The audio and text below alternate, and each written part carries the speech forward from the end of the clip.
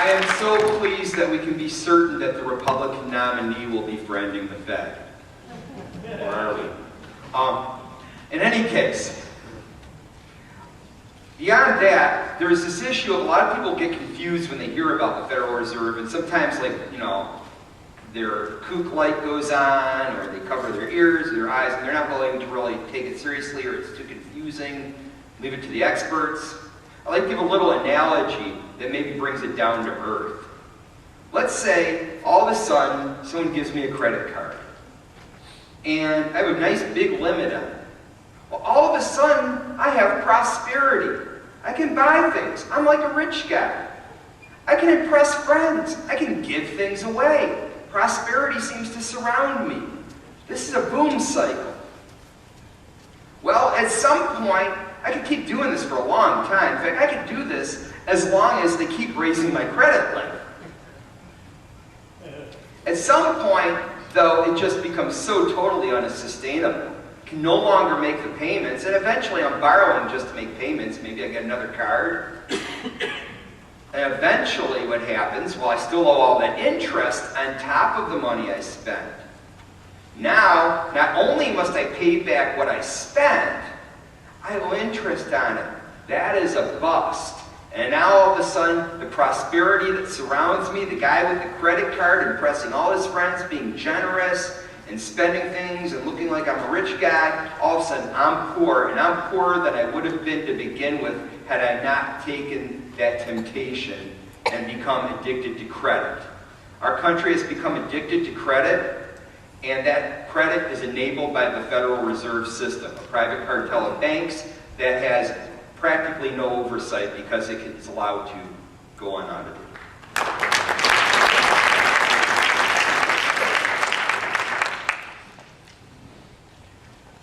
Okay, the next question is for Mr. Glenn, and we're switching to health care. If you support the repeal of Obamacare, what do you believe would be the best approach to health care reform with its rising cost, and how can that be achieved? 1 minute, please. Oh, only 1 minute. Boy, I'd fire you up if I had more like 5 on that one. Yeah, I think we ought to repeal it, flatline it, take it off life support, and drive a stake through its heart. Who would have imagined in our lifetimes a country in the 21st century, with Canada and Britain as good examples of what not to do, a country that would socialize its healthcare system? Sure, we ought to repeal it. What I would propose in its place, and 16 years ago as a county commissioner, I was a national leader on this issue. I wrote the first medical savings account healthcare plan for county employees in the nation, was invited to testify before Congress, was called by the Chief of Staff and the Chairman of the House Civil Service Subcommittee a national pioneer in free market healthcare reform. Dick Morris says in his book, Revolt, it's the solution for funding Medicaid. I would support having every federal employee have a medical savings account, and so write our tax law to incentivize as many millions and tens of millions of Americans to have one. And I could really make you excited about that if I had time to explain it.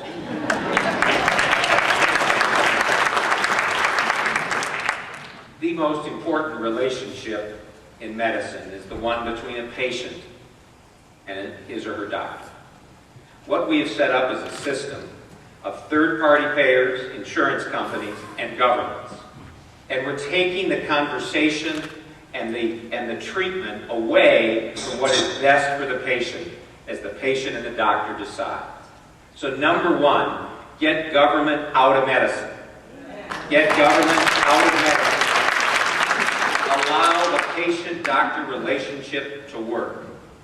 Stop the FDA from taking drugs off the market or not letting them come to market that will help us with cancer and all forms of disease, whether it's Alzheimer's or whatever, that cripple our people.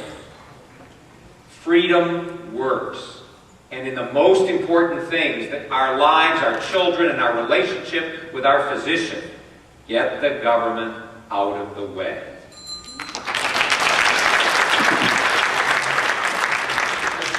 Excuse me, we have a follow-up by rank from Mr. Duran. You say get rid of the FDA? Is that what I heard right? No, I said stop the FDA from keeping drugs coming to the marketplace that people can buy in Canada and other places that are keeping our doctors from having the best medicines to use for their patients. And it's gotten to be highly politicized and highly costly for any company to bring good and innovative drugs and other treatments to patients.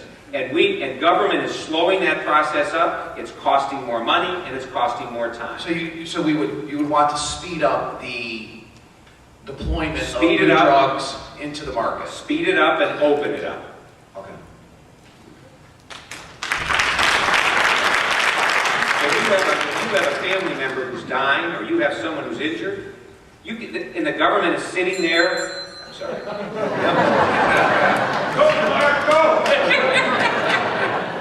right, Mr. Kenichi, same question. Would you like it repeated, or you okay? I'm probably okay. But- So go ahead. All right, yeah, let me go ahead and repeat it. If you support the repeal of Obamacare, what do you believe would be the best approach to healthcare reform with its rising cost, and how can that be achieved? I do support the repeal of Obamacare. If you read Article 1, Section 8, there's nothing in there that gave Congress the ability to manage or interfere or address in any manner whatsoever our health care. So it's totally about control of the population. It's not about providing quality service. What I would do is we have to introduce free market solutions, because the free market always goes through and provides quality care, quality products at the cheapest price. Right now, as people have alluded to, there's a third-party payee, but that third-party payee is not even, the patient isn't the customer of the insurance company. Right now, either the government is a customer or the employer is a customer. So the insurance company, their goal is to please the employer to provide lowest rates and lowest cost. But the customer, the patient, is really left in limbo because they have bad service, they have to file claims over the phone and things like that. The other thing I want to do is I'd allow people to buy insurance across state lines and remove mandates that go through and I'd reform the tort law.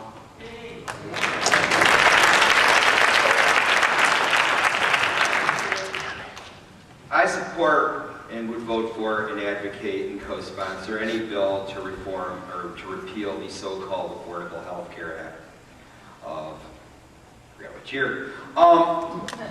There is not authorized as in the enumerated powers of Congress. They didn't have the authority to do it to begin with. But I might also add, there's a certain take on the individual mandate that I have yet to hear brought up. And that is actually the individual mandate violates the First Amendment. Because there are many people of faith who, as part of that faith, do not believe in conventional or, shall I say, mainstream medicine.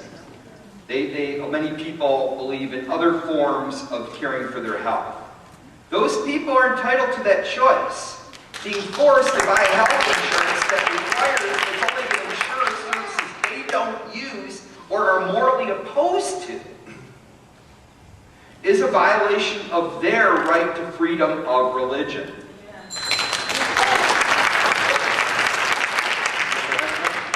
Thank you. You know, I'm glad I'm last on this one because you guys have said it all. I agree with all you guys. Obamacare is an abomination. So I want to just spend my minute talking about how did we get here? How was it when our Declaration of Independence says that we hold these truths to be self-evident, all men are created equal, endowed by their Creator with certain inalienable rights, life, liberty, pursuit of happiness, not the guarantee of results. It was 50 years ago. It was a Democratic president who said, ask not what your country can do for you. What? Ask what you can do for your country. That's very good. That's consistent with that declaration. But if our president stood on his hind feet up here today and said what he believed, he'd say, ask and you shall receive. Food, clothing, shelter, medical care, cell phones, you name it. That's why we're going broke. We got to go back to government being what government's supposed to do.